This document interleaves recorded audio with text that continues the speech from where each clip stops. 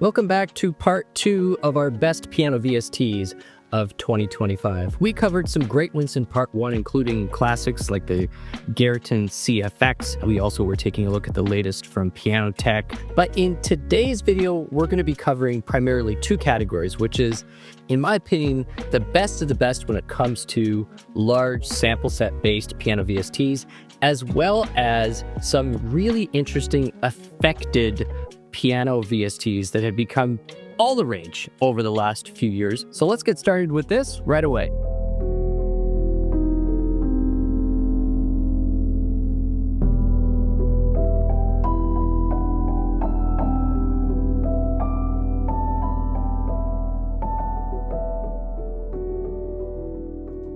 Now, the first one on our list is Noir. Anybody who has investigated VSTs over the last 5 years will know Noir. It was one of the first plugins that gave us this like bittersweet, alt-poppy, vibey, atmospheric version of piano. And I can't tell you the number of tracks that I've heard over the last few years where you can absolutely pick out like, oh, I bet that was Noir. It has become almost a ubiquitous sound out there in the world of alt pop and electronic pop and things like that. If we pull up something like a, let's call emotional on the Noir Pure. So this is not using the felted version of the piano, but you'll hear the sound.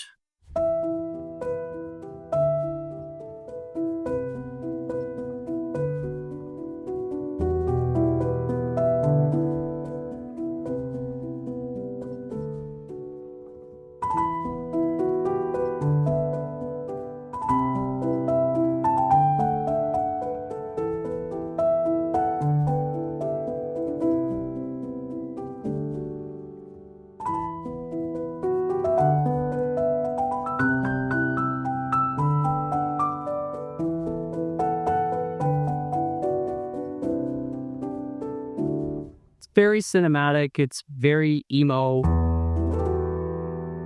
and Noir was really one of the first ones to pull it off, and it still sounds great even in the context of some of the newer updates in this kind of genre or micro genre of VST. That was a pure felt preset, which is interesting because it wasn't actually using the felted sample set, but there's all sorts of different ones.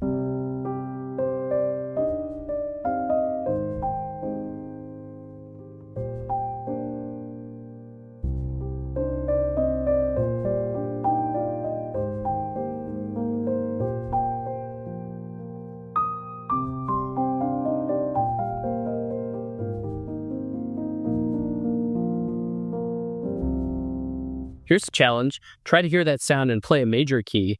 It's like you almost can't. It just begs you to play on this sort of Dorian or Aeolian mode like endlessly. Now, Noir comes with 2 versions. I sort of already alluded to this. You can get the Noir felt, and that is going to be the version of this where you've actually got a layer of felt between the hammers and the strings, creating a very distinct muted sound. And that's what this sound is.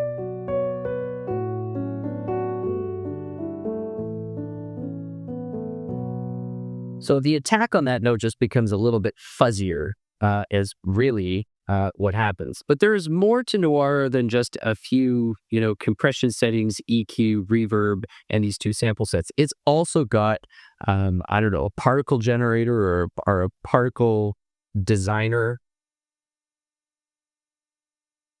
which can add additional texture. This is almost like the rhythmic equivalent of an arpeggiator. Sort of. So let's hear some of these options.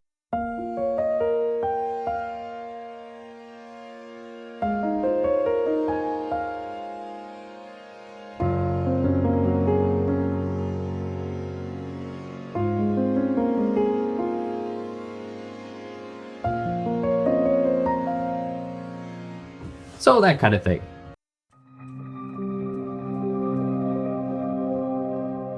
That's cool.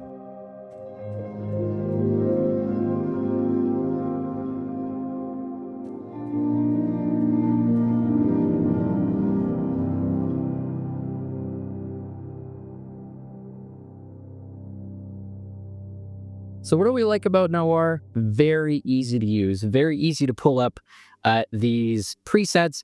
It's a pretty affordable VST as well. And if you were going to just have a very limited number of these types of instruments on hand, it's actually got a pretty decent, clean acoustic piano tone as well.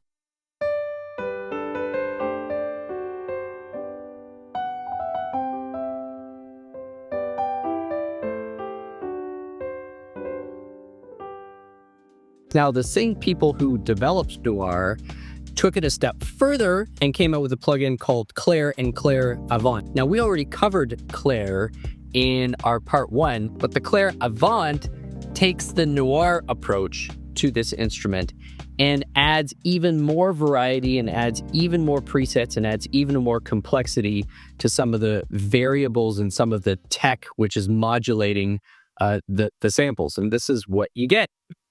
A slightly more involved user interface than what we saw in Noir. So Asian Sunrise, what is that about?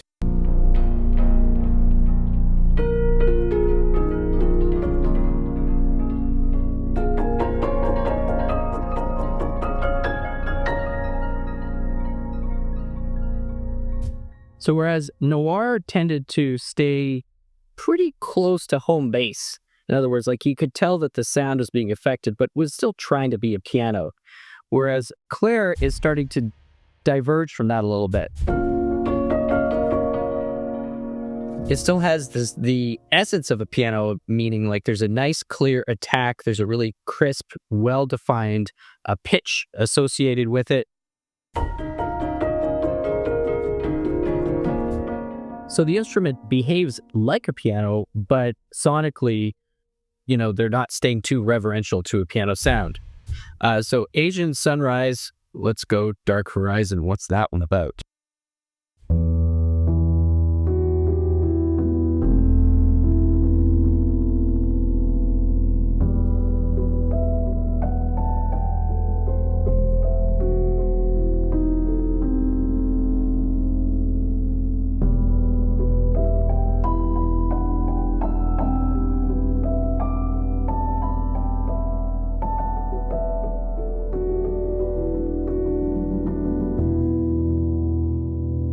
Here's another one called Avant Percussion.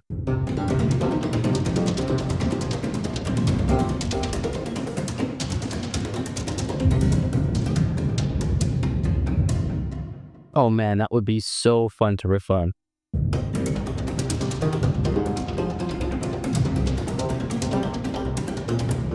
Well, that's a video waiting to happen. Anyway, so you can see how Claire is really starting to move and give you all sorts of different textural ideas. And now a third one from the same company, Galaxy Instruments, released through Native Instruments, would be Piano Colors.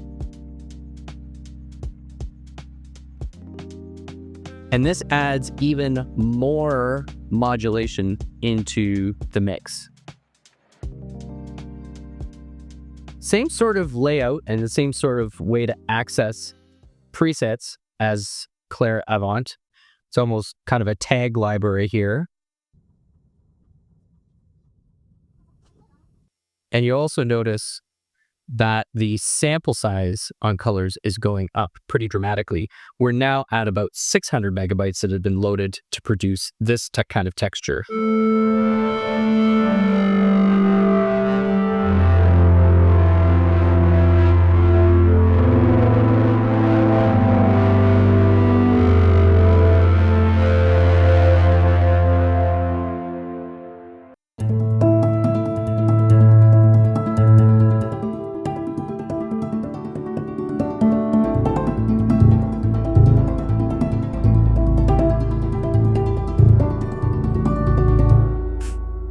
So when we're talking about this type of plugin, they all have some similarities and make sense. They're all from the same company. They're all being released on the same marketplace, but they all have slightly different audiences.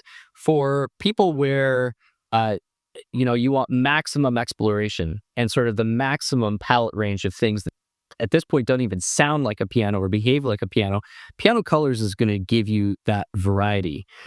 For people who want something sort of halfway between, the Claire Avant really does a nice job. And of course, Noir has still got its place. So next up on the list are some really gorgeous sample sets. Now, this is not to say that there aren't any in the first video that we did that fall into this category. I certainly think that the Garrett and CFX is part of this crew, but we were just trying to create some variety in all of the videos so that they weren't too clumped. But as it happens, we have left a few just absolute juggernauts for the end of this video. First of all, let's get into the newly released Modern D from VILabs. So there are definitely some similarities between it and their prior Ravenscroft release in this kind of series, I guess we'll call it. But one of the big differences is they have increased the number of sample layers as well as sample sets that is available to you to mix. If anyone recalls, with the Ravenscroft, you had 4 sample sets to choose from, and here you've got 5. So with a maximum of 3 loaded at any given time. And you can see that they've all been done with these different recording perspectives. So you've got close miking over top of the bridges inside the lid with a pair of U87s. You've got a pair of M49s directly over top of the hammer, really capturing that attack and all of the harmonics, in a really nice close type way. You've got player's perspective with a pair of C414s. You've got some side miking as well as some room miking. But they've also increased the level of sophistication with some of the resonance engines as well as the reverb. And particularly well done to me is how they've mated the sample layers along with the touch curve. And so right out of the box, I would say the Modern D has one of the most impressive senses of responsiveness and connectedness that I've ever had with a VST plugin. So here's the default setting, and we'll just have a listen to it.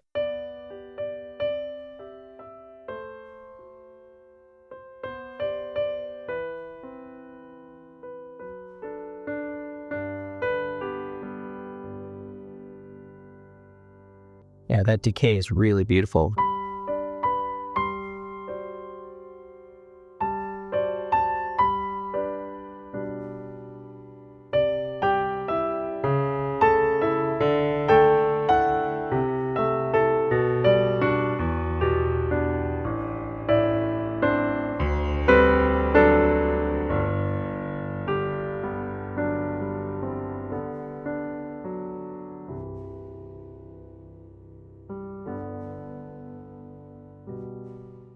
Yeah, the delicacy and just the shaping that you can have with this is really quite impressive. Let's listen to a few other presets.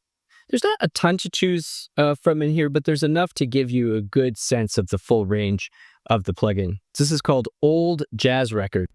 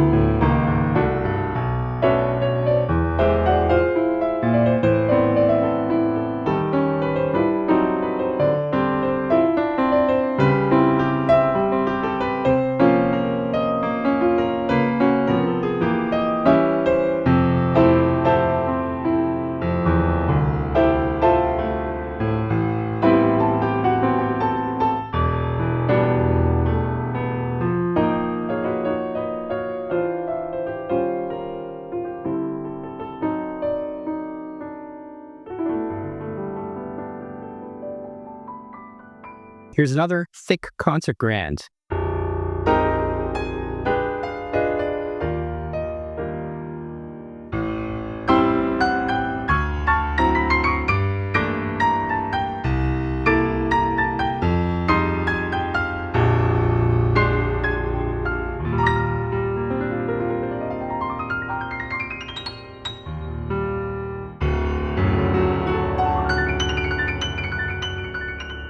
Now, beyond the presets, you've got all of the same kinds of intricacies that you can get into, kind of approaching the level of detail that you get out of piano tech, aside from the manipulation of, say, things like mic placement. I mean, you are fixed because they've had to capture that, or manipulating any of the specific partials. But you do have control of the imaging. You've got control of the left-right image, player's perspective, or the other way around, full control of the touch response, and full control of the tuning. The sound of the piano itself is very well captured. I mean, it's a nice capture of a Steinway D. The tone, I don't think, has been captured any better than, say, VSL has done it, or some of the other great Steinway D VSTs. To me, the really impressive thing that just grabs me is, as I said, my sense of connection with it. The way that they've matched the touch curve with all of the the sample layers that they've got going on here just gives such an organic feel to the plugin.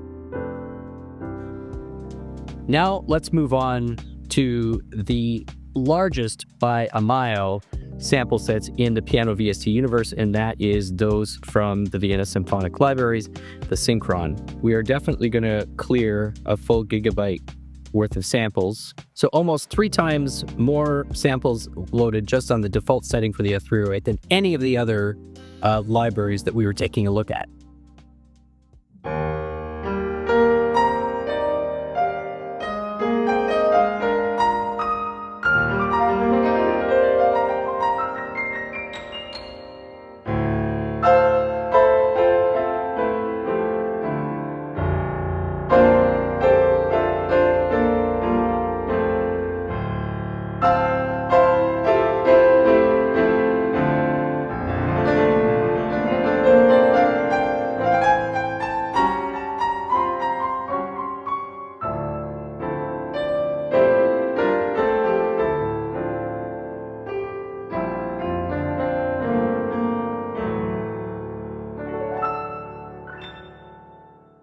Now, you can work through the various presets that they've got set up. And one of the things that the Synchron libraries have done is they have these default settings: concert, intimate, player, pop, ambient, and they do that for all of the models that they have. So you kind of get used to what that means.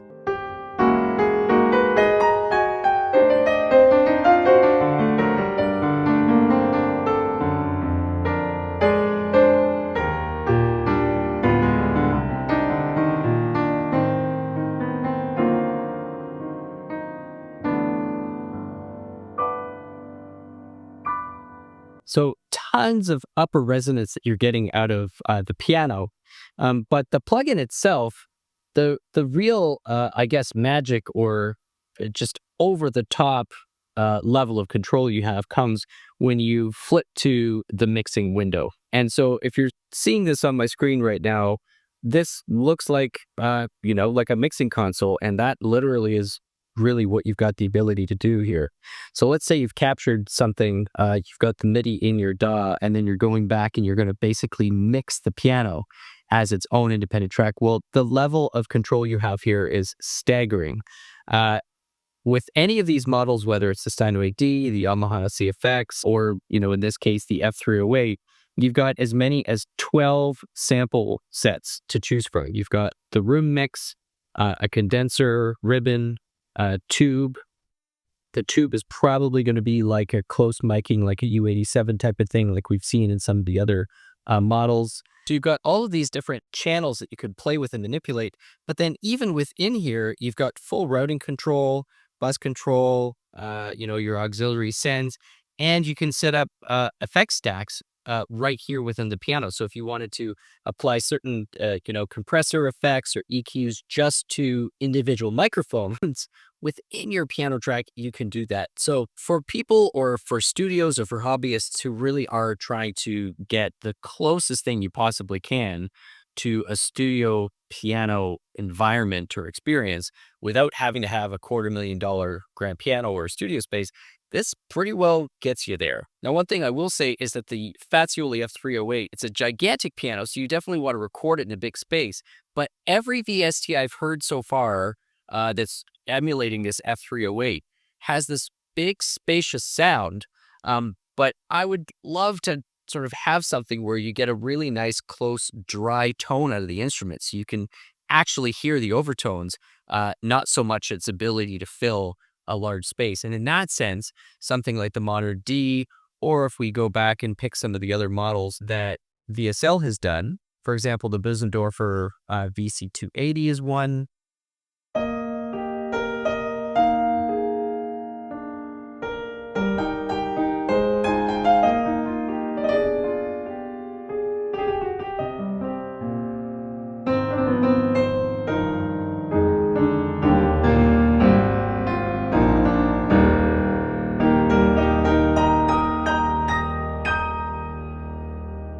Anyway, thank you so much for checking out part 2 of our best piano VSTs of 2025. Let us know if there are some that we missed that you'd love to see a quick mention of or review of, or maybe some where you'd like to see a full individual exploration of any one of these plugins. If it's the first time that you've checked us out here, we really appreciate you stopping by. My name is Stu Harrison. This has been Merriam Pianos on YouTube. Please be sure to check out the description for all kinds of links. Take care, and we'll see you again soon.